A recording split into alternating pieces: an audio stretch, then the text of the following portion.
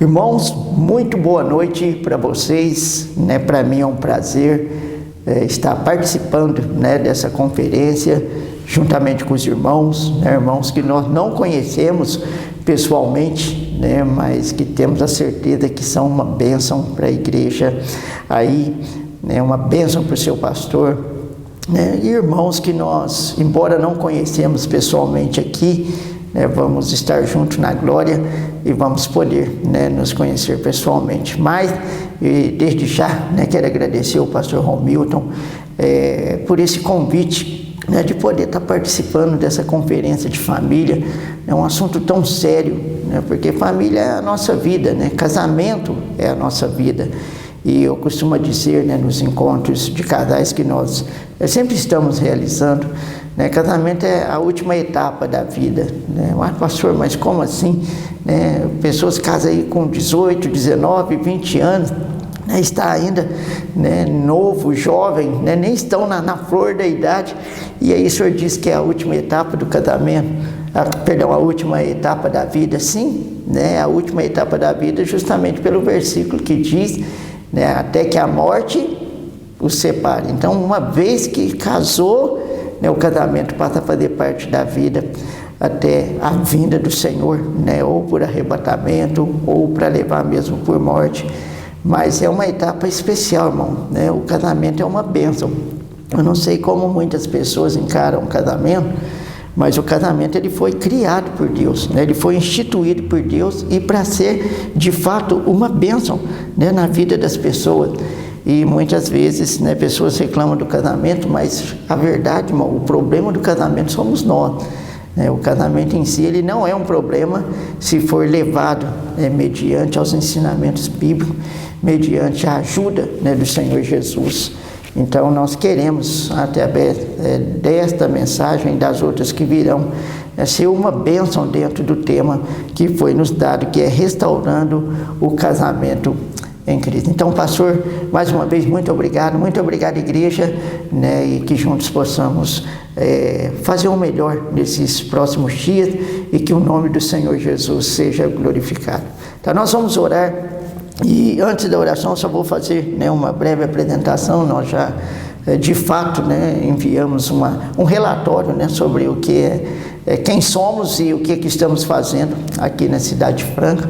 Mas rapidinho, né, eu sou o pastor William, da cidade de Franca, São Paulo, né, uma cidade que muito tempo foi conhecida como capital do calçado, né? A cidade foi muito forte nos anos 90, nos anos 80, né, nessa questão do calçado, e aí depois globalizou, né, uma cidade hoje que tem muitas coisas aí que predominam na cidade, né, o moletom, o calçado.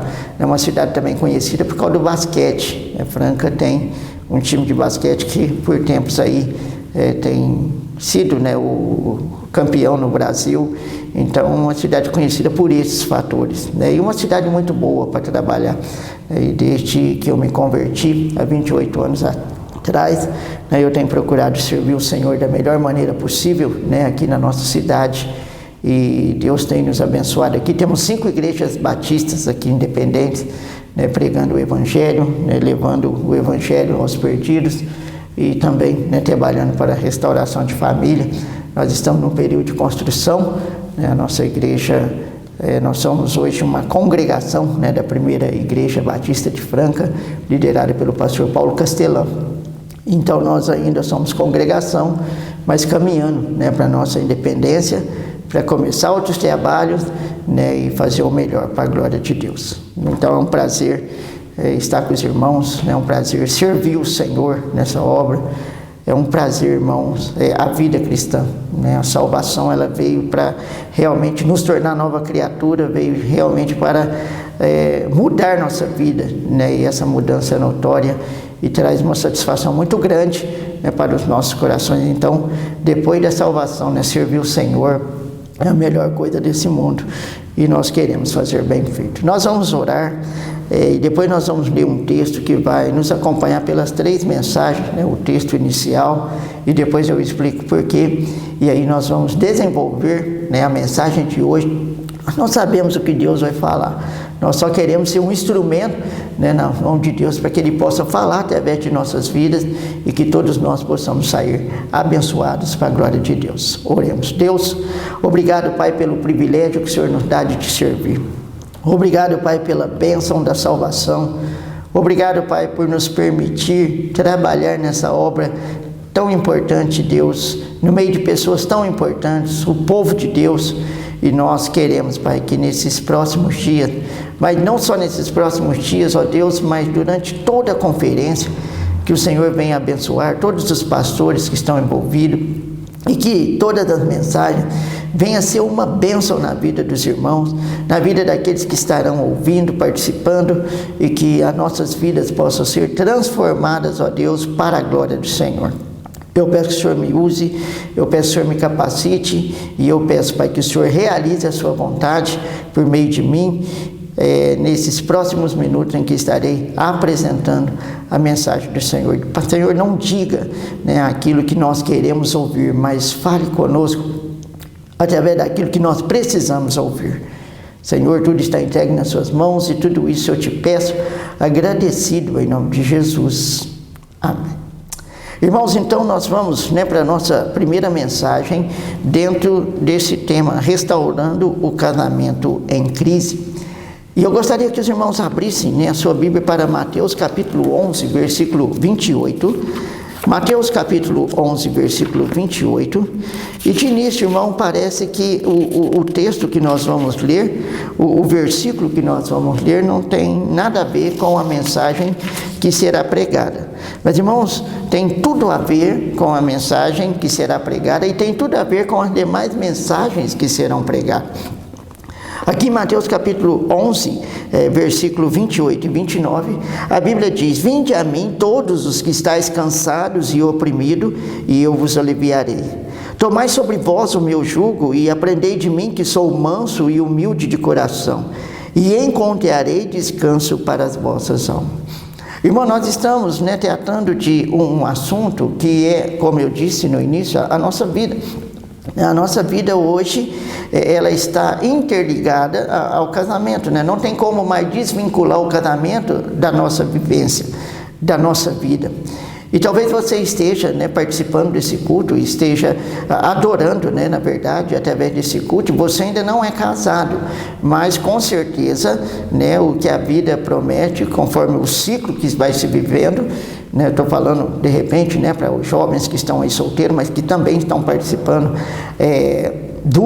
da conferência. Então um dia você vai se casar. E isso que talvez hoje não seja uma realidade na sua vida, um dia será uma realidade. Então que essa mensagem possa abençoar aqueles que já estão casados e possa abençoar aqueles que também, porventura, vão vir a se casar futuramente. E que Deus, então, irmão, possa nos mostrar algo que possa servir para toda a nossa vida, né, para todos os dias da nossa vida.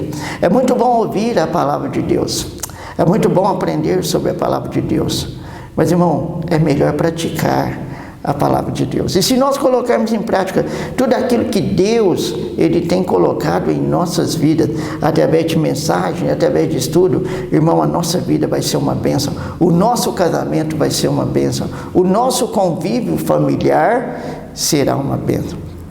Esse texto que nós lemos fala sobre Jesus sendo um descanso para as nossas almas. Nós sabemos que esse contexto ele pode ser usado de uma forma evangelística, né? Hoje o mundo está cansado, o mundo está perdido, o mundo está em trevas, simplesmente porque não conhece o Senhor Jesus, porque não tem o Senhor Jesus como o seu Salvador. Então já fica a deixa que de repente você está participando dessa conferência e ainda não entregou a vida para o Senhor Jesus, para que Ele possa te salvar da condenação eterna, porque todos nós nascemos condenados, conforme Romanos 3:23, porque todos pecaram e destituídos estão da glória de Deus. Aí o 6:23 vem e completa, dizendo: porque o salário do pecado é a morte, mas o dom gratuito de Deus é a vida eterna. E de repente você não tem certeza dessa vida eterna ao lado de Jesus, porque ainda não se arrependeu do seu pecado, que você nasceu com Ele, e ainda não pediu para o Senhor Jesus a sua salvação.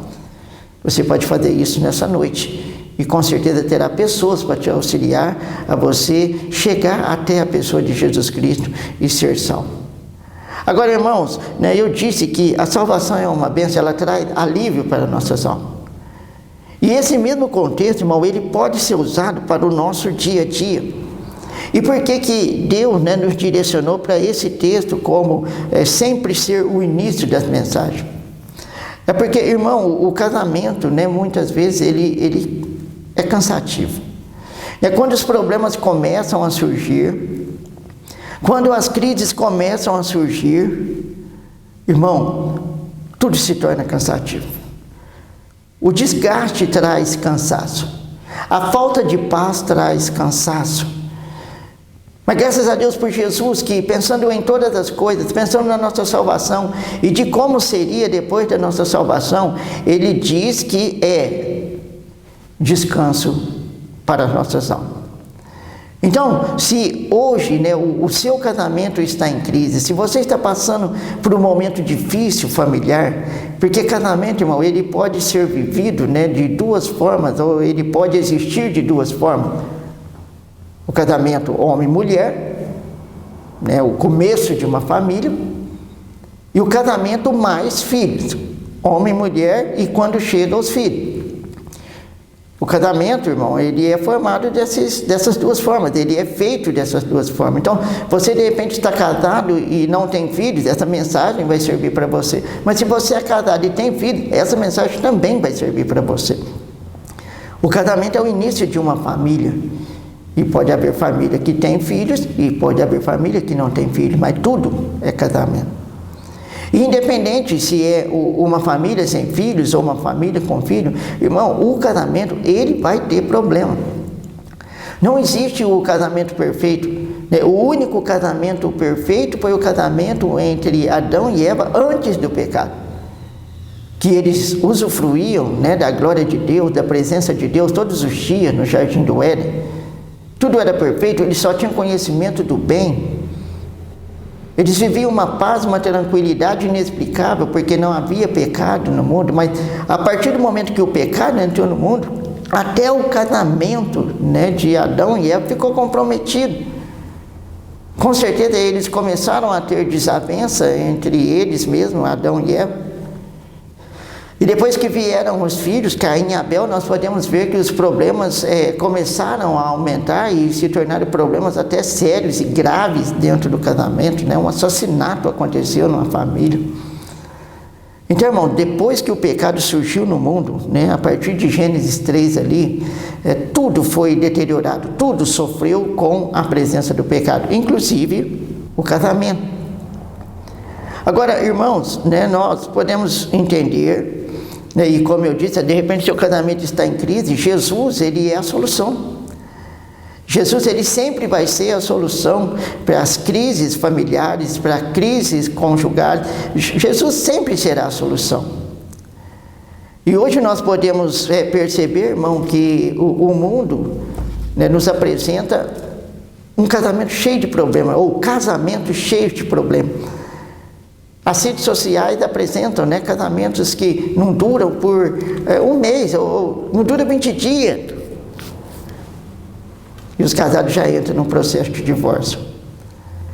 Só que, irmão, o mundo lá fora, o descrente, o incrédulo, ele não tem o conhecimento de Jesus. Ele ouve falar de Jesus, mas ele não sabe quem é Jesus. Mas nós cristãos, nós que já entregamos a vida para o Senhor Jesus, nós o conhecemos, nós sabemos quem Ele é e nós sabemos do que Ele é capaz. Então eu volto a dizer, se hoje o seu casamento está em crise, esse versículo, ele é chave para a sua vida. Vinde a mim todos que estáis cansados e oprimidos, e eu vos aliviarei. Jesus está pronto para te ajudar no seu casamento. Jesus está pronto para te ajudar no seu convívio familiar. Basta você ouvir a mensagem, basta você ouvir os conselhos e fazer conforme Jesus está direcionando para que você faça. Essa conferência, eu tenho plena certeza de que ela não foi agendada, ela não foi programada para ser só mais uma conferência. Deus com certeza direcionou no coração do pastor o desejo de fazer uma conferência com um tema tão importante, porque Deus sabe como que é a vida de cada um. Deus sabe como está o casamento de cada um. Deus sabe como está o convívio familiar de cada um. E Deus está querendo usar esta conferência para te ajudar no seu casamento. Deus quer usar essa conferência para te ajudar no seu convívio familiar. Deus quer usar essa conferência para dizer que para Ele, conforme Lucas capítulo 1, versículo 37, nada é impossível e Ele pode te ajudar, Ele pode resolver, Ele pode abençoar, Ele pode restaurar, Ele pode trazer alegria para o seu casamento.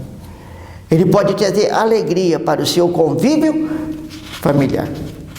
Irmão, nós dividimos, né, esse estudo conforme, ou melhor, como é em 3 dias. O primeiro dia eu gostaria de apresentar, irmão, o casamento aos olhos das Escrituras. Nós vamos observar aqui pelo menos 3 famílias nessa noite de hoje e vamos ver como que funcionava essas famílias no quesito casamento, no quesito familiar. E nós vamos ver que mesmo sendo pessoas fiéis, mesmo sendo pessoas conhecedoras de Deus, eles ainda estiveram passando por crises em seu casamento. Então hoje o que é a narrativa? O que é o subtema aqui? Hoje nós vamos apresentar o casamento conforme as Escrituras, o casamento mediante aos autores, né, as pessoas, os personagens bíblicos. Amanhã nós queremos apresentar aqueles detalhes que trazem crise para o casamento, detalhes atuais, detalhes do nosso dia a dia que permite com que o casamento entre em crise. E na última mensagem nós queremos apresentar a solução para essas crises. Porque não adianta, irmãos, eu chegar aqui e apresentar um tanto de problema e não trazer a solução. Eu sei que o versículo que nós citamos aqui já seria, né, basicamente a solução, resumidamente, Jesus. Mas tem os meios, né, tem a forma de Jesus trabalhar que nós precisamos entender se é que nós queremos que o nosso casamento seja uma bênção. Se é que nós queremos resolver a crise, ou as crises que fazem parte do nosso casamento. Hoje talvez também você pode não estar vivendo uma crise no seu casamento, você pode estar vivendo, né, um dia muito bom, um momento muito bom entre vocês, cônjuges. Porém as crises, ela não avisa quando vai chegar, ela simplesmente chega. E quando ela chegar, nós devemos estar prontos para lidar com elas. E eu até, inclusive, né, eu não falei o tema, né, o título da mensagem de hoje, e o título da mensagem de hoje é natural ter, mas não permanecer. É natural ter, mas não permanecer. O que é natural ter? Crises no casamento. Nós vamos ver hoje nas Escrituras que é natural ter crise no casamento, mas não é natural que elas permaneçam. Não é natural que elas fiquem no casamento e vai desgastando o casamento até chegar ao ponto de não dar mais. Então as crises, né, elas são resolvíveis. Jesus tem um caminho para resolver as crises do casamento. Jesus tem as dicas, Jesus tem os conselhos, através da Bíblia, para que se resolva as crises no casamento. E preocupado com a vida dos seus filhos, o que Jesus mais quer, mais deseja, é que seus filhos vivam felizes, e para viver felizes precisam resolver as crises dentro do casamento. Irmão, então hoje nós vamos entrar em algumas famílias da Bíblia, e nós vamos ver um pouquinho de como que era o casamento dessas famílias, e nós vamos observar que até mesmo a Bíblia narra sobre crise no casamento. E tudo isso para contribuir para que no terceiro dia nós venhamos a saber como lidar, como resolver as crises do nosso casamento. Então eu aconselho você, eu desafio você a assistir às 3 mensagens que vamos ter, porque hoje você vai ver problema. Amanhã você também vai ver problema dentro das mensagens. Vai ser apresentado o problema. Mas na última mensagem vai vir a solução. E se você aprendeu sobre os problemas e está pronto a aprender sobre a solução, muitas coisas na sua vida podem mudar. O seu casamento pode mudar. Pode ser o dia de mudança no seu casamento. Irmão, a primeira família que eu gostaria de observar nessa noite é a família de Abraão. Abraão foi um grande homem de Deus, a ponto de ser chamado amigo de Deus. Abraão, ele tinha uma esposa excepcional, que era Sara. E Deus, então, ele tinha um plano muito grande para a vida de Abraão, que era de formar, né, um povo, a nação, chamada nação de Israel. E através, né, dessa nação trazer o Senhor Jesus à terra. Você pode observar isso lá na genealogia de Mateus capítulo 1. Então ambos eram muito importantes para Deus. Abraão foi chamado amigo de Deus. Sara, ela foi, né, teve seu nome trocado. Ela, de início, você pegar o começo da história de Sara, ela não a chamava Sara, ela chamava Sarai, que significa contenciosa. Mas Deus mudou o nome de Sarai para Sara, porque Ele transformou ela numa princesa, numa mulher de Deus, numa mulher temente. Então você pega um homem temente a Deus e você pega uma mulher temente a Deus, vivendo um casamento que até o momento em que Agar não entra na história, daqui a pouco nós vamos ler sobre isso, o casamento parece ser uma beleza, o casamento parece não ter conflitos, o casamento parece não ter problema. Mas de repente, né, com a entrada de Agar, por causa de uma mãozinha que eles quiseram dar para Deus, começa um ciclo de problemas no casamento de Abraão e de Sara. Eu citei algo importante aqui nas últimas palavras, né, querer dar uma mãozinha para Deus. Irmão, nós não podemos querer, desejar dar uma mãozinha para Deus.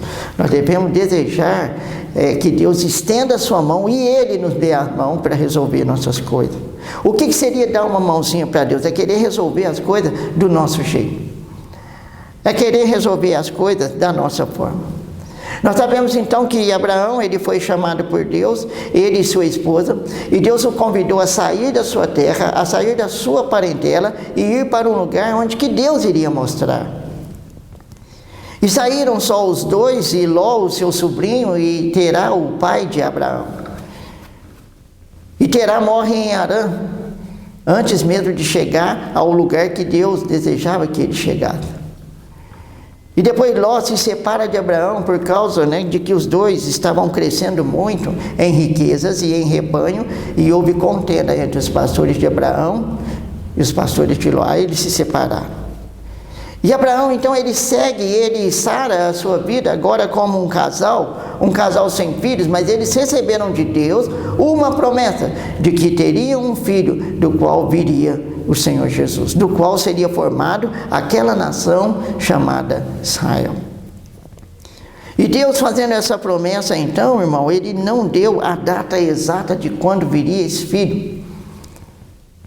E Sara, já um pouco desesperada, Abraão também, por causa da idade que eles tinham, eles decidem então que Agar, uma serva de Abraão, uma serva de Sara, deitasse-se com Abraão e tivesse um filho, e esse filho fosse deles, de Abraão e de Sara. Uma barriga de aluguel. Só que não foi a forma que Deus estipulou. Irmão, se nós não vivermos da forma que Deus estipulou, nós não vamos ter problema só no casamento, nós vamos ter problema em todas as áreas da nossa vida. E aí eu gostaria que você abrisse comigo em Gênesis capítulo 16, Gênesis capítulo 16, e nós vamos ler até o versículo 9,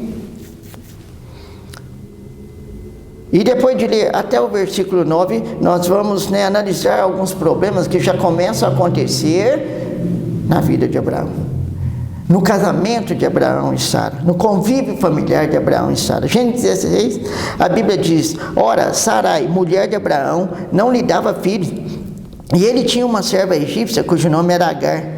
E disse Sarai a Abraão: eis que o Senhor me tem impedido de dar à luz, toma, pois, a minha serva, porventura terei filhos dela. E ouviu Abraão a voz de Sarai. Assim tomou Sarai, mulher de Abraão, a Agar, egípcia, sua serva, e deu-lhe por mulher a Abraão, seu marido, ao fim de 10 anos que Abraão habitara na terra de Canaã. E ele possuiu a Agar, e ela concebeu. E vendo ela que concebera, foi sua senhora desprezada aos seus olhos. Então disse Sarai a Abrão: meu agravo seja sobre ti, minha serva pus em teu regaço. Vendo ela agora que concebeu, sou menosprezada aos seus olhos. O Senhor julgue entre mim e ti. E disse Abraão a Sarai: eis que a tua serva está na tua mão, faze o que é bom aos teus olhos. E afligiu a Sara, e ela fugiu da sua face. E o anjo do Senhor achou junto a uma fonte de água no deserto, junto à fonte no caminho de Sur. E disse Agar, serva de Sarai: de onde vem? E para onde vai? E ela disse: venho fugido da face de Sarai, minha senhora. Então lhe disse o anjo do Senhor: torna-te para tua senhora e humilha-te debaixo de tua mãos. Irmãos, olha, é interessante que aquela paz que Abraão e Sara desfrutavam, né, aquele casamento em paz que eles tinham, agora está todo detonado, está todo perdido, simplesmente, né, porque os problemas começam a acontecer, as crises começam a nascer dentro do casamento de Abraão. Acontece que Sara, ela não podia dar filhos, então ela ofereceu a Abraão, Agar, a sua serva, e Abraão então se deitou com Agar, e esta concebeu, e esta engravidou. Só que quando ela engravidou, né, ela começou a desprezar a sua senhora. Irmão, naqueles dias não havia algo mais importante para as mulheres do que ter filho. Era vergonhoso a mulher que não tinha filho. A cultura. E depois nós podemos ver isso até lá na frente, né? O tanto que Ana orou para ter um filho. A mulher tinha que ter um filho. Isso, né, deixava ela mais honrada. Isso a deixava mais bem vista e automaticamente, né, satisfeita por poder ter gerado uma criança. Então o contexto é esse. E agora Agar, ela então engravida, e ela começa a olhar para Sara de uma forma diferente, e Sara começa a se sentir desprezada. Aí começam os problemas.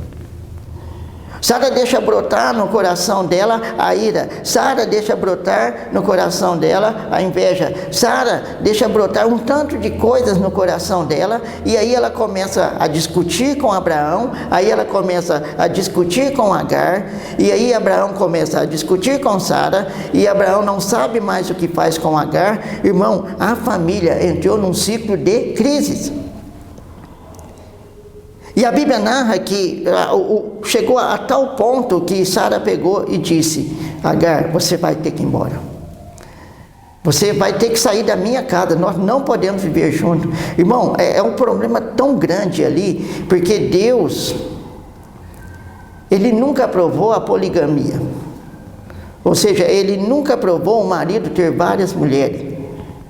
Ele permitiu, mas nunca aprovou. E se nós olharmos, né, atentamente para a história, agora Abraão ele não tem uma família, agora ele tem duas famílias. Uma família começada com Sara e uma família começada com Agar. Só podia dar errado. Então, com todos os problemas, com todas as discussões, com todas essas crises, o que Sara faz? Ela vai e despede Agar. E olha só, né, o que resolveria o problema deles? O filho. Agar se deitou com Abraão simplesmente para dar ao casal um filho, que não era o da vontade de Deus, mas o da vontade dele. Mas se Agar então foi despedida, quem que ela levou dentro de si? O filho. Então, irmão, podemos ver que mesmo Agar sendo despedida, os problemas continuam, os conflitos continuam. Com certeza Abraão e Sara agora têm muita desavença só entre os dois, porque Agar ela sai errante pelo caminho. Até que Deus aparece e fala: Agar, você vai voltar e você vai pedir perdão para a sua senhora, você vai se humilhar perante ela, porque o que você fez não está certo, você está desprezando a sua senhora. Então Agar volta. E nessa ida e nessa volta, irmão, nada foi resolvido. O casamento está passando por uma crise. A família de Abraão está passando por uma crise. Tanto a família que ele estipulou com Sara, quanto a família que ele estipulou com Agar. Pastor, mas esse nunca vai ser o meu problema. Amém, glória a Deus por isso. Mas irmãos, não é só esse tipo de problema que faz com que o casamento entre em crise. Amanhã nós vamos apresentar um tanto de tipo de problema que faz com que o casamento entre em crise. E você vai ver todos aqueles problemas e de repente não vai ser o problema que faz com que o seu casamento esteja. Então, independente do problema, sendo um problema, já coloca o casamento em crise. De repente o seu problema não é esse, de repente o seu problema não é financeiro, de repente o seu problema não é qualquer outra coisa que você possa pensar que possa ser um problema no seu casamento, mas tem alguma coisa que nós vamos narrar ou não, mas que só você sabe que é crise no seu casamento. E aí nós voltamos para Mateus 11, 28, que Jesus fala: vinde a mim, todos que estáis cansados e oprimidos, e eu vos aliviarei. Não importa qual é o seu problema, não importa o fardo que você está carregando, não importa a situação que vocês estão passando no seu casamento, eu posso te trazer alívio. Voltando aqui, irmão, agora nós vamos lá para o capítulo 21 de Gênesis, do versículo 1 ao versículo 11, a Bíblia diz: e o Senhor visitou a Sara como tinha dito, e fez o Senhor a Sara como tinha prometido. Então, se ela tivesse esperado, teria dado tudo certo, e o casamento não precisava ter entrado em crise, e Abraão não precisava ter constituído outra família, nada desses problemas estaria acontecendo. Irmão, eu preciso dar uma paradinha aqui antes de continuar lendo, porque existem dois tipos, duas formas dos problemas chegarem em nossa vida. Uma das formas são as circunstâncias que Deus permite vir na nossa vida para nos testar e para nos fazer mais forte e confiantes nele. Circunstâncias, nós não temos poder sobre circunstâncias. Vamos pensar no seguinte, a morte de alguém na família. Pastor, isso traz crise para o casamento? Traz. Eu estava lendo um livro antes de me preparar para um encontro de casais que nós pregamos no mês de dezembro. E na leitura daquele livro, fala, a narrativa, narra que um casal, eles viviam muito bem e eles tinham um filho. E que esse filho acidentalmente morreu. E quando ele morreu, um tentou jogar a culpa no outro. Olha, se você tivesse observado mais, o nosso filho não teria morrido. Ah, mas se você tivesse aqui presente, o nosso filho... Um jogando a culpa no outro. Aí o casamento entrou numa crise, depois que essa criança até tinha partido já, que não poderia trazê-la de volta.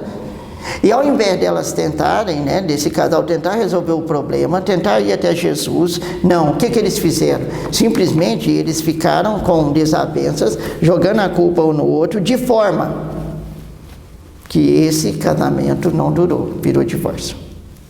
Então, existe as circunstâncias que entram no casamento e pode tornar do casamento uma crise.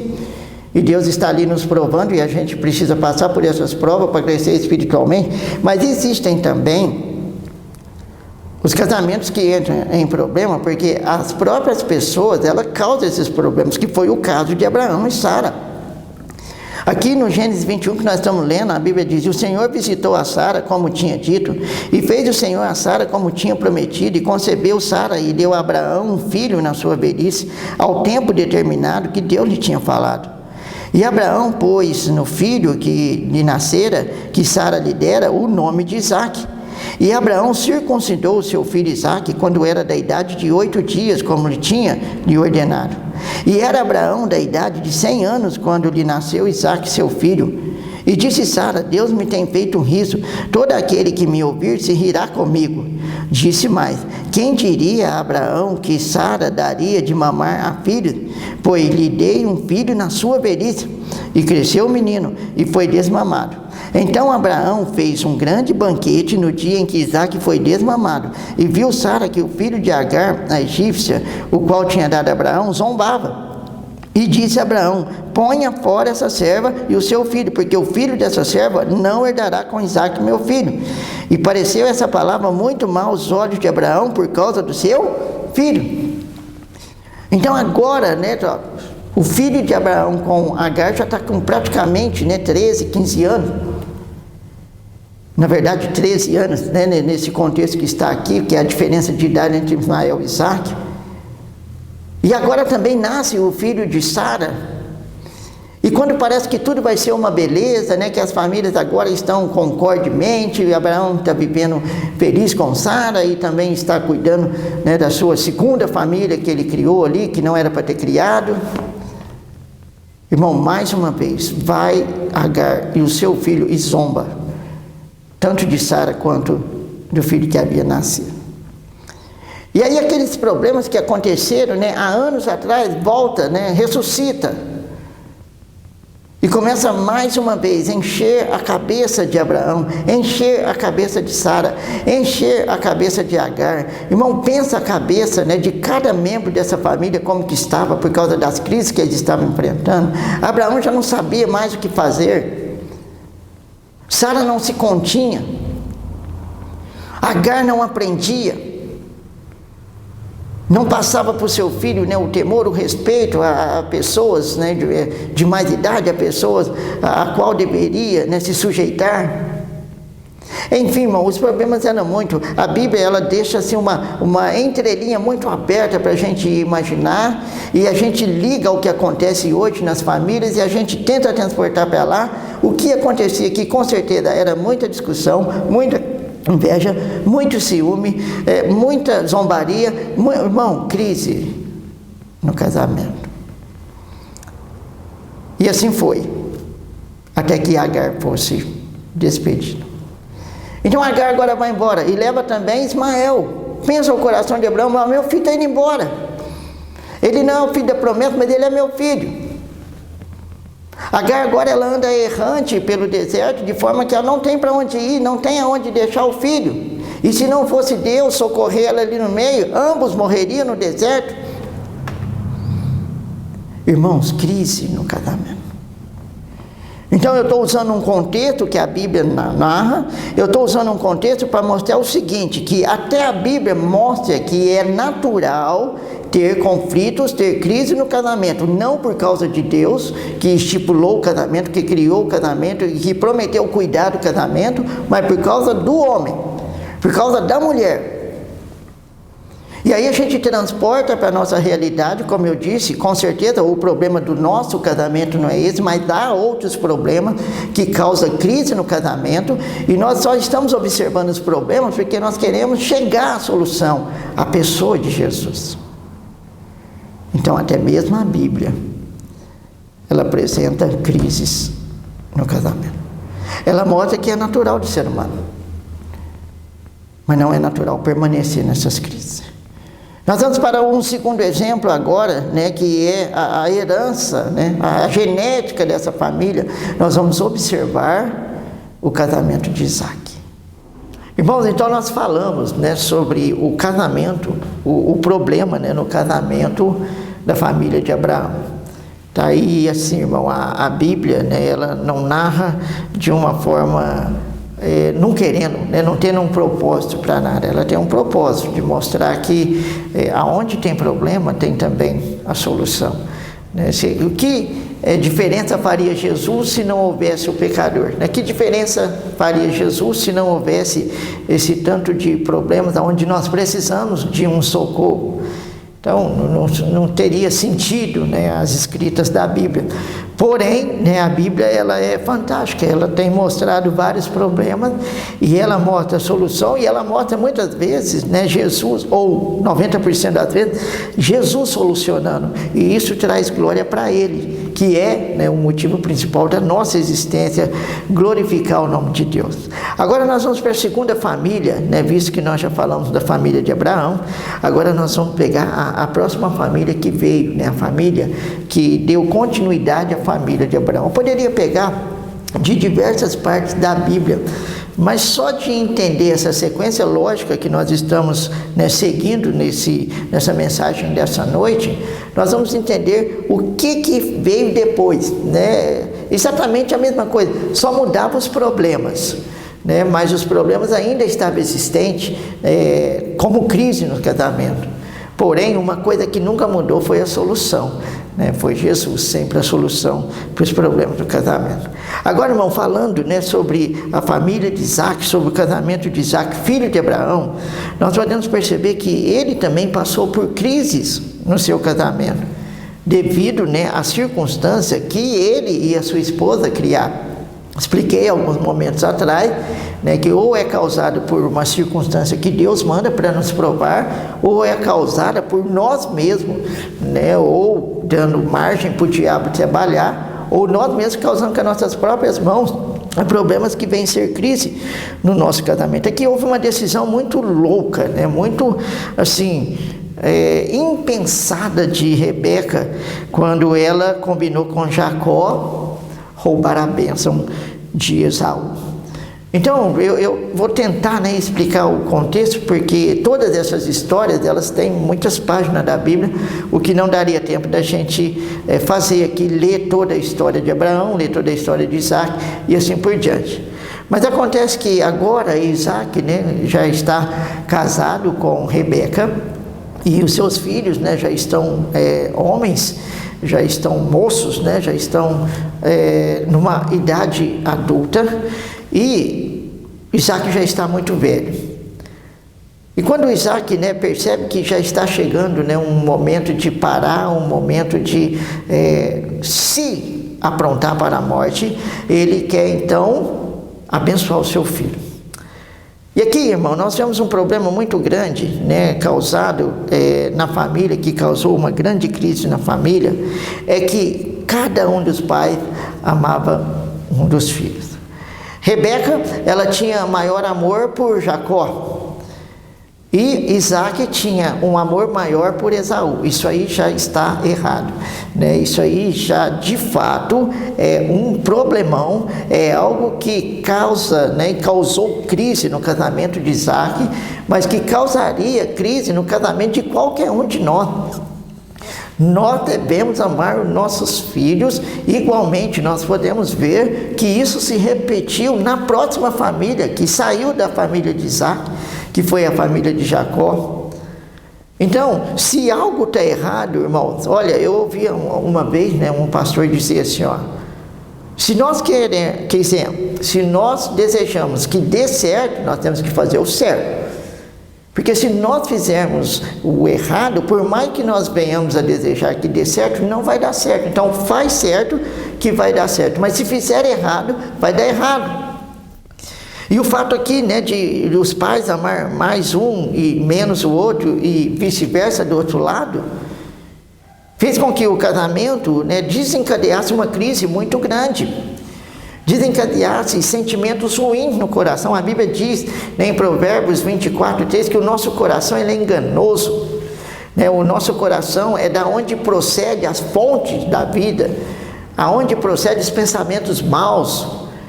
E aqui nós podemos ver em toda a família que os corações deles já estavam contaminados.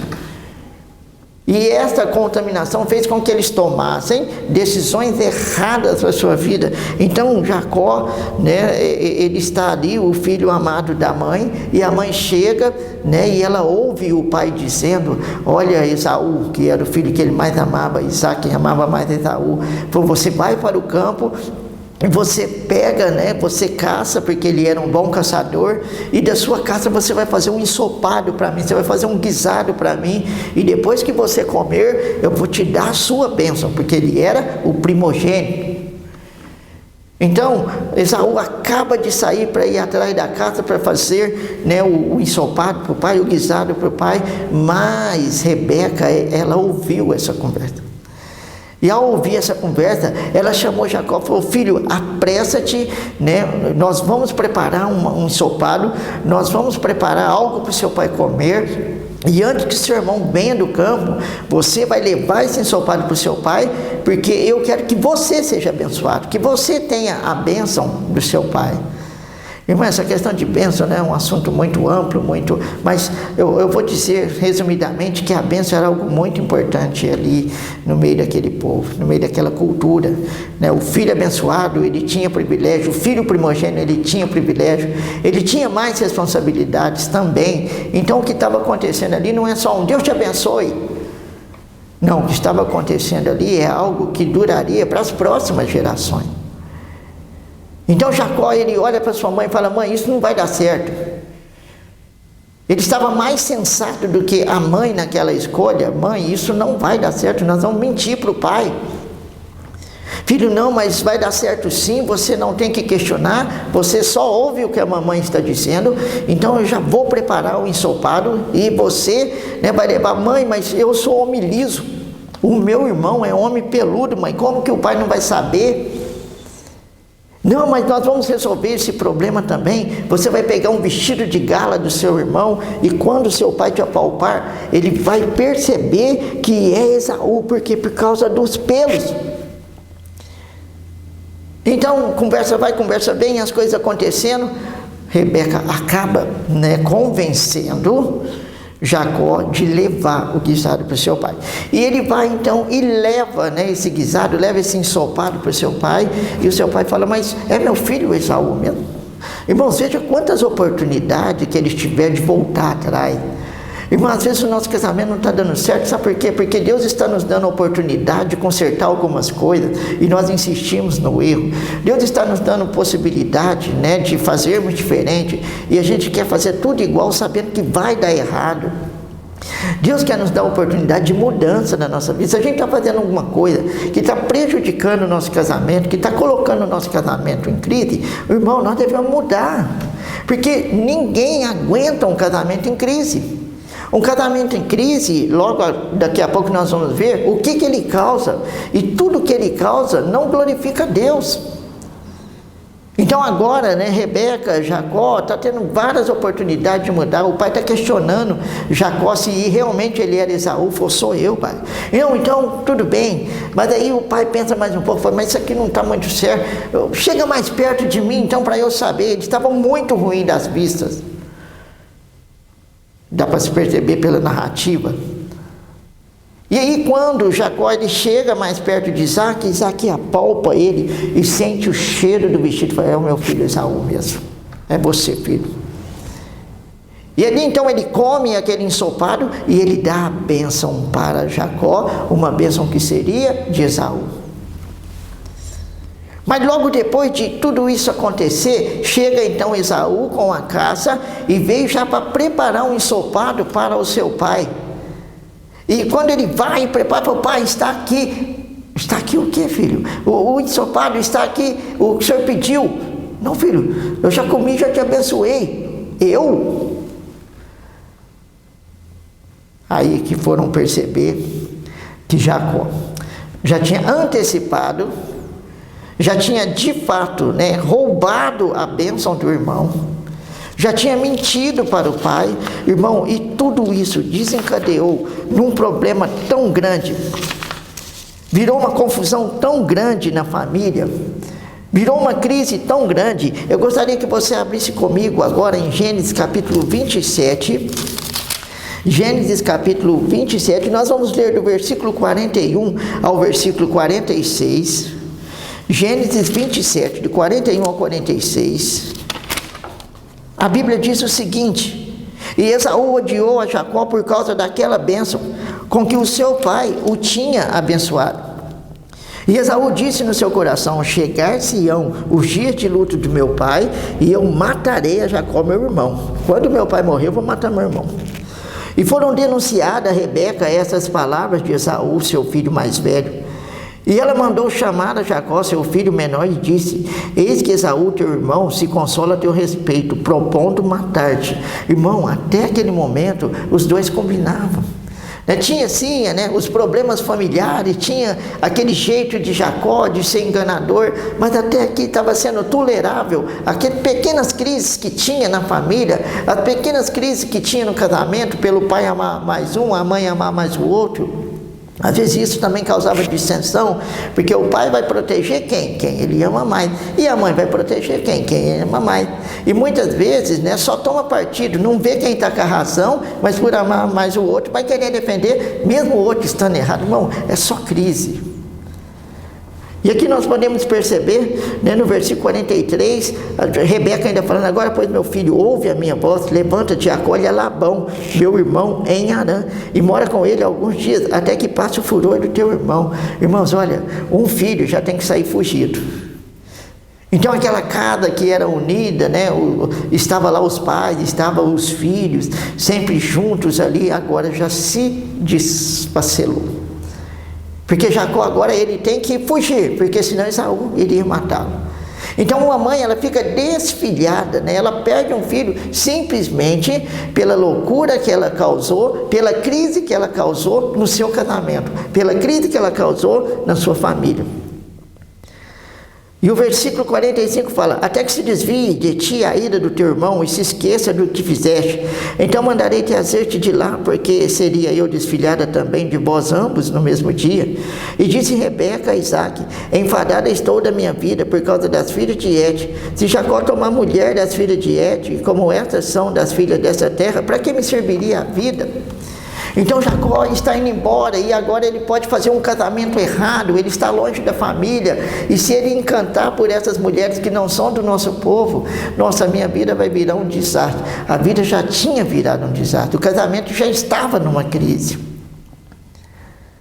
Só que se nós olharmos, né, para o capítulo 28, a Bíblia diz: Isaque chamou a Jacó e abençoou, e ordenou-lhe e disse-lhe: não tomes mulher da filha de Canaã, levanta-te, vai para Padã, a casa de Betuel, pai de sua mãe, e toma de lá uma das filhas de Labão, irmão da sua mãe.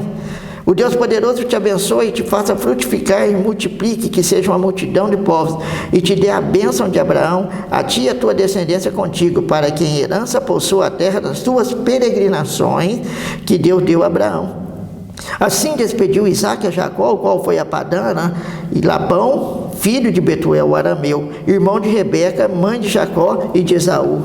Vendo, pois, Esaú que Isaque abençoara Jacó e enviara a Padã para tomar mulher dali para si, e que, abençoando, lhe ordenara, dizendo: não tomes mulher da filha de Canaã, e que Jacó obedecera a seu pai e a sua mãe, e se pôr a Padã. Vendo também Esaú que as filhas de Canaã eram má aos olhos de Isaque, seu pai, foi Esaú a Ismael e tomou para si mulher das mulheres, mulher além das suas mulheres, a Malate, filha de Ismael, filho de Abraão, irmã de Nebaiote. E partiu, pois, Jacó a Berseba e foi a Harã. E chegou a um lugar onde passou a noite, porque já o sol era posto. E tomou uma das pedras daquele lugar e pôs por seu travesseiro e deitou-se naquele lugar. Irmão, uma família destruída, crise no casamento, filhos fazendo, no caso, pirraça. Se meus pais não querem que eu case com aquela mulher, aquele povo, é o que eu vou fazer, porque o conselho que ele deu para Jacó, Jacó quis ser obediente, mas eu não tenho desejo de ser obediente. Eu já fui roubado na primogenitura, eu já fui roubado na minha bênção. Irmão, só crise. Tem hora que você lê a Bíblia e você fala: não é possível que Deus está presente nesse lugar, tantas crises. Mas, irmãos, a Bíblia, ela é realista. Ela é realista na sua narrativa. E nós olhando, observando simplesmente dois casamentos, o casamento de Abraão e o casamento de Isaque, nós vamos ver, é só problemas, é só crise. E se nós transportarmos, irmão, para os nossos dias, nós sabemos, irmão, que se nós não tomarmos cuidado, se nós não tomarmos a decisão de trazer Jesus para dentro do nosso lar, o casamento vai ser só crise. Crise, casamentos sem filhos. Crise, casamentos com filhos. Um pregador uma vez disse: aonde tem uma pessoa tem um problema, aonde tem duas pessoas tem dois problemas, aonde tem 10 pessoas tem 10 problemas. Crises, mas que são solucionadas na pessoa de Jesus. Tem famílias que não têm filho, mas vivem uma crise no casamento, né? Problemas de tudo quanto é jeito, problemas financeiros, problemas de incompatibilidade, incompatíveis, problema de todo jeito. E tem famílias que têm lá seus 10 filhos e vivem bem. Então qual é o problema? O problema é a forma que se vive. O problema é aquilo que permite entrar para dentro do casamento, sendo que a única coisa, ou melhor, a única pessoa que devia fazer parte de um casamento é Jesus. Isso aqui não está no esboço, né? Me veio na mente agora, mas as bodas de Caná. Ali estava começando um casamento, estava começando uma família.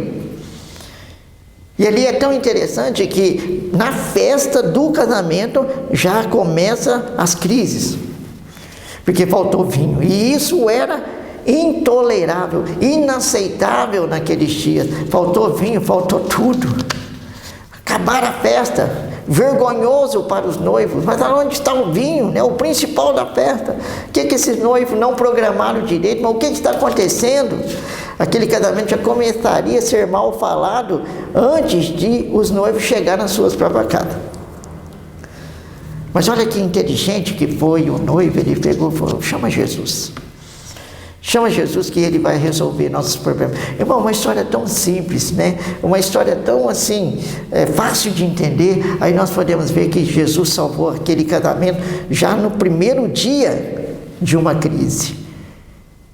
Porque os dois poderiam estar em conflito simplesmente porque faltou esse vinho. Ah, mas não programou direito, né? O que aconteceu? Eu estava voando quando está... As coisas que a gente vê no nosso dia a dia. Então, irmão, a Bíblia apresenta, né, que o casamento é um lugar que é natural ter crise, porém, não é natural que elas permaneçam. E para elas não permanecer, tem que ter Jesus como centro do lar. Tem que ter Jesus como centro do casamento. Irmão, nós precisamos finalizar aqui por causa do tempo, mas aí, depois da família de Abraão, vem a família de Isaac. Depois da família de Isaac, vem a família de Jacó. Um dos filhos de Isaac com Rebeca. E uma vez eu ouvi falar sobre maldição, né? E eu fiquei pensando, mas como que é esse negócio de maldição passar de pai para filho?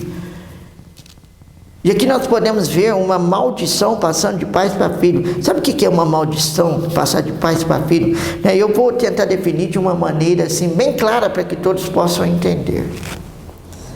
O meu pai, ele foi um viciado em bebida alcoólica. Por viver, né, nesse contexto, por viver nessa família, nessa influência, eu poderia ser um alcoólatra também. Mas o que eu decidi para a minha vida? Eu decidi que isso não iria fazer parte da minha vida. Então, eu nunca me tornei um alcoólatra. Eu quebrei uma maldição. Eu fiz diferente. Aquilo que era maldito dentro dos nossos lares, eu fiz com que se tornasse bendito, é claro, não glória para mim, mas glória para o Senhor Jesus que me salvou. E aqui nós podemos ver que não há uma quebra de maldição, né? O que de fato aconteceu na família de Abraão, depois voltou a acontecer na família de Isaac, e agora nós estamos na família de Jacó, e muitas das coisas que aconteciam nessas duas famílias, agora está acontecendo na família de Jacó. Irmão, se o casamento de Abraão viveu crises, né, passou por crises, se o casamento de Isaac passou por crise, imagina o casamento de Jacó. Eu já falei sobre a poligamia, que nunca foi aprovada por Deus. Deus permitiu, mas nunca aceitou. Agora Jacó se encontra com 4 esposas e um tanto de filhos. E cada uma dessas famílias que Jacó, né, ele, não vou dizer conquistou, mas ele criou, né, ele adquiriu para si, porque com cada mulher era uma família começada.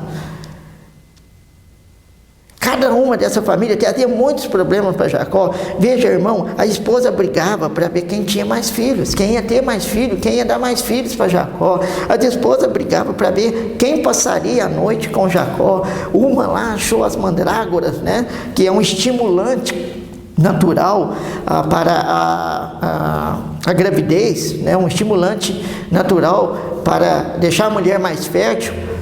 Ela achou isso, e ela nem esperou Jacó chegar na tenda. Ela falou: essa noite é comigo. Por quê? Porque está aqui as mandrágoras, e você vai me dar um outro filho. Agora pensa a cabeça das outras, a discussão: mas por que tem que ser com ela? Só porque ela achou essas mandrágoras? Não, nós também vamos caçar essas mandrágoras. Confusão, crises no casamento.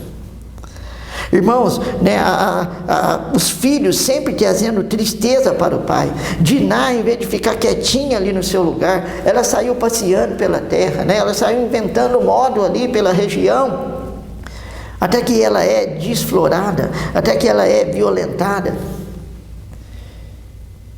E aí começa-se um problema, mas aí eles tentam resolver o problema. Vem o pai de Siquém, né, que na verdade foi quem, na verdade, né, desflorou Diná.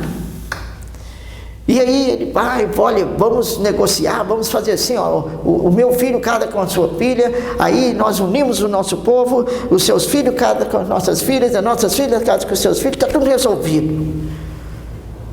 Mas ali já tinha brotado uma crise, um problema muito grande, porque os irmãos de Diná, eles estavam assim, aceitando, mas não concordando com aquela ideia, porque eles tinham um plano maior, e um plano querendo, né, destruição, querendo causar mais crise ainda na família de Jacó. Foi aonde eles proporam, né, que aqueles homens daquela cidade viessem a circuncidar-se.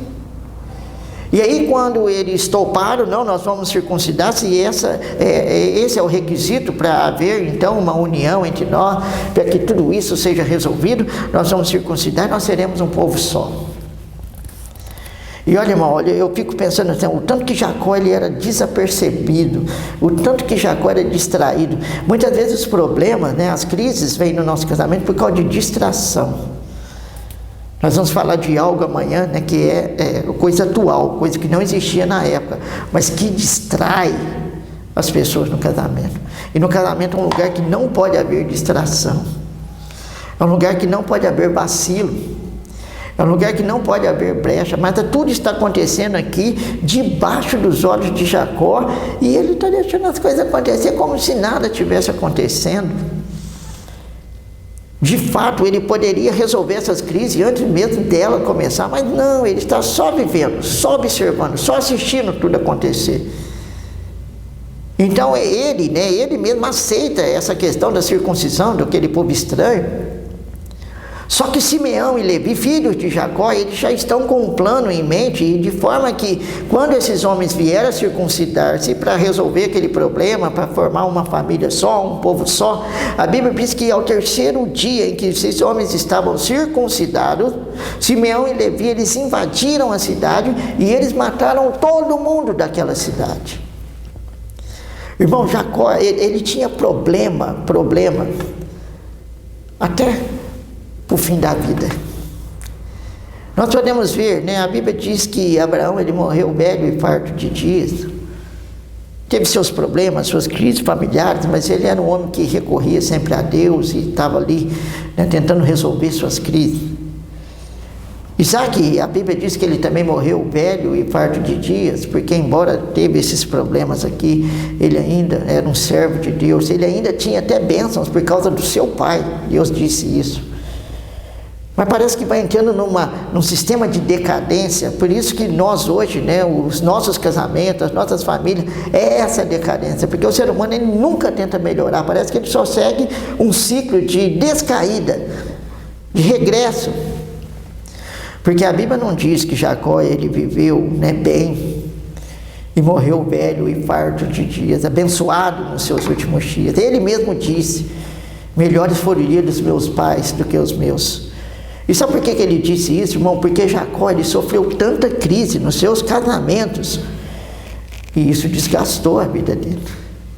Então agora entra Simeão e Levi, destrói toda aquela cidade, mata todo aquele povo, e Jacó fala, que loucura que vocês fizeram, agora todos aqui em volta serão meus inimigos, por causa dessa loucura que vocês fizeram.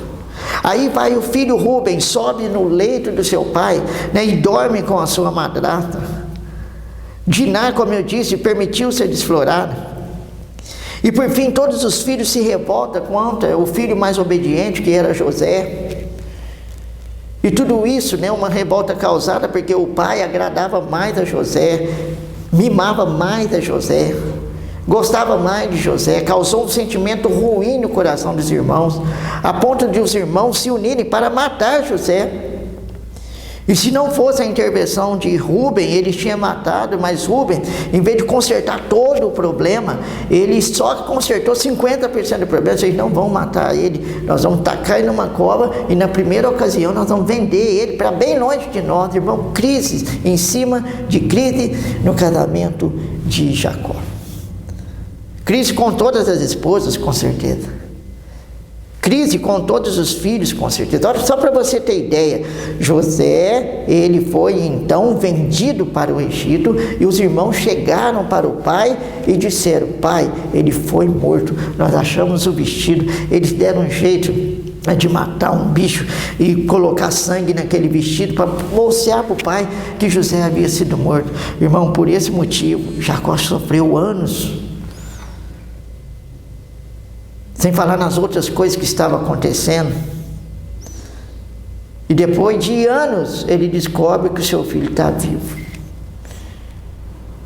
Pensa, o sofrimento de um pai que amava mais um filho, que o filho que ele mais amava, agora ele já não tem mais, achando que o filho estava morto, achando que o filho estava vivo. Só problema, só crise. Enfim, irmãos, eu poderia passar meses e meses mostrando crises no casamento. Davi teve crises no seu casamento. Outros personagens bíblicos teve crises no seu casamento. Jó, embora a narrativa é bem pequenininha, teve crise no seu casamento. A mulher ficou brava, ela ficou brava com Deus, amaldiçoou o teu Deus e morre, Jó. Você está vendo que Deus esqueceu de você? Jó, é melhor você blasfemar com ele para ele te matar de uma vez, Jó. O homem precisava de um auxílio, precisava, porque a mulher é considerada ajudadora, o homem precisava de ajuda, agora está recebendo essas palavras da esposa. Crises, pequenas crises, grandes crises. Irmãos, a Bíblia mostra que casamento é um lugar onde se tem crise. O tema que nos foi dado é restaurando o casamento em crise. Assim como o casamento de Abraão, assim como o casamento de Isaac, assim como o casamento de Jacó e de muitos outros que a Bíblia fez questão de narrar, o seu casamento pode estar passando por uma crise. O seu casamento pode vir passar por uma crise. Irmãos, e nós sabemos que uma crise, se ela não for consertada, uma crise, se ela não for resolvida, um casamento em crise, se ele não for restaurado, irmãos, a consequência disso são duas.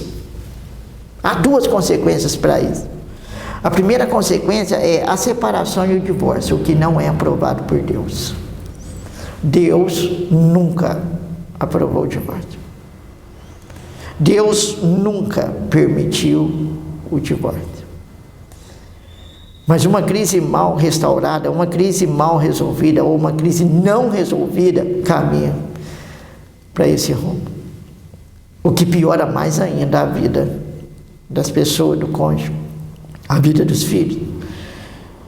Então essa não é a solução. Separação, divórcio nunca será a solução. A solução é ir até aquele que é descanso para nossas almas. Mas o segundo problema, que a crise no casamento pode causar é não trazer a glória de Deus, não mostrar a glória de Deus. Irmão, um casamento em crise, ele, ao invés de servir, de ser algo que glorifica a Deus, vai ser algo que blasfema o nome de Deus. Os vizinhos estão de olho, os parentes estão de olho, os filhos estão de olho no nosso casamento. E Deus, ele criou o casamento para servir para a sua honra e glória. Mas um casamento em crise, ele não glorifica o nome de Deus. Qual é a solução, pastor? Restauração. Restauração do casamento, que só é possível na pessoa de Jesus. Por isso o texto inicial: vinde a mim todos os que estáis cansados e oprimidos, e eu vos aliviarei. Nós temos mais 2 dias de estudo, mais 2 dias de pregação, e eu espero que essa tenha sido uma bênção na sua vida, que foi uma bênção também na minha vida. Mas olha, se o seu casamento estiver passando por crise, comece hoje um processo de restauração, para que você viva bem, para que você não vá contra a Escritura, para que você glorifique, vocês, cônjuges, o nome do Senhor. Se nós formos até Jesus, Ele prometeu que será descanso, e terá alívio, e terá solução para todos os nossos problemas, inclusive para esse, que é uma crise, né? Crises no casamento.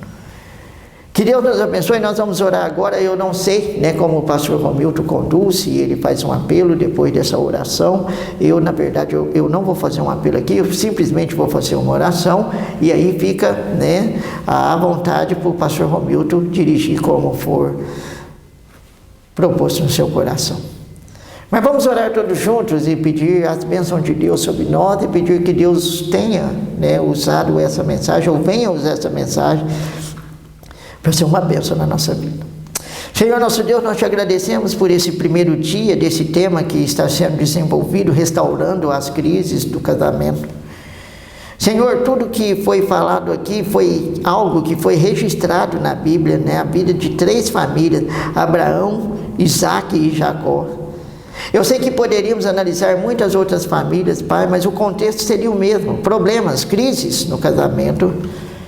Mas nós te louvamos, Pai, porque o Senhor é a solução para todas essas crises. O Senhor é quem pode restaurar o nosso casamento. O Senhor é quem pode fazer a diferença na nossa vida, para que o seu próprio nome seja glorificado, para que também nós venhamos viver um pedacinho do céu aqui nessa terra.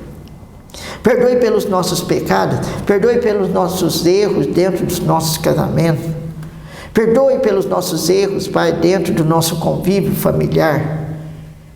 E nos ajude, Pai, a optar pelo certo.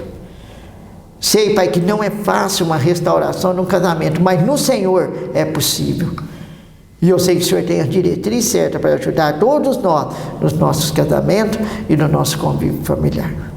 Continue a abençoar essa conferência, não só esse tema, não só as mensagens dessa semana, mas abençoar as que virão, e também, Pai, nos fazer relembrar aquelas que já foram anunciadas, pregadas, ensinadas, para que todas essas formam em nós um escape, formam em nós um desejo de achar uma porta de saída, que é o Senhor Jesus. Muito obrigado por ter nos ajudado até aqui. Continue conosco. Esse é meu pedido em nome de Jesus. Amém. Irmãos, que Deus abençoe, né? Amanhã nós estaremos de volta vendo o que? Os detalhes que causam, né, crise nos casamentos nos dias atuais, nos nossos dias. Então venha, né, participe, venha para adorar o Senhor nesse culto, venha para ser uma bênção, mas venha também para receber uma bênção do Senhor. E desde já eu agradeço os irmãos, né, pela paciência, agradeço, né, o pastor mais uma vez pelo convite, e amanhã, Deus permitindo, estaremos juntos novamente, para a glória de Deus.